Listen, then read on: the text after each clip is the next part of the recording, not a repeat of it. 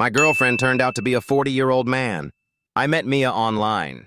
She was everything I was looking for. Kind, funny, and we clicked immediately. Our late-night conversations felt like I'd known her for years. She told me she was in her late 20s, living in the city and working in fashion.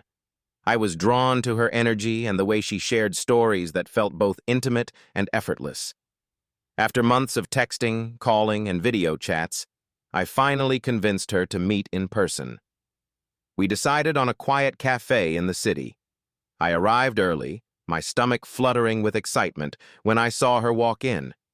She looked exactly like her pictures: long, dark hair, a stylish outfit, and a radiant smile. She waved, and I waved back, my heart racing. But as she walked closer, something felt off. Her movements were a bit stiff, and there was a strange glint in her eyes, like she was trying too hard to seem natural. I brushed it off. Maybe she was nervous too.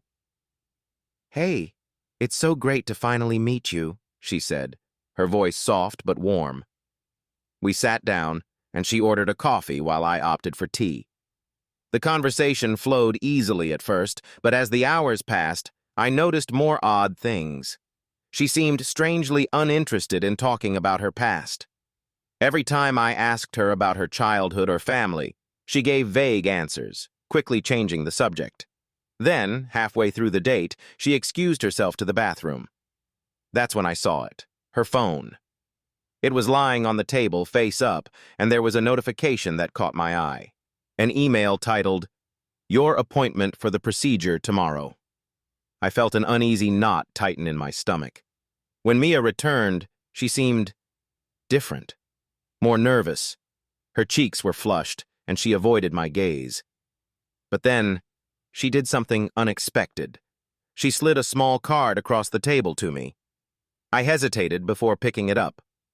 It was a business card, with a name and a logo I didn't recognize. But then I saw the name.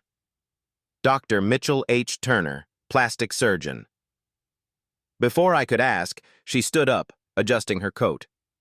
"I need to be honest with you," she said, her voice unsteady. "I'm not who I said I was." My heart dropped. "What do you mean?" She took a deep breath. "I'm not Mia. My real name is Mark, and I'm 40 years old." I stared at her, or rather, him, in shock. The realization hit me like a punch to the gut. The truth finally clicked. The strange, stiff movements, the discomfort when talking about the past. Mark had been pretending to be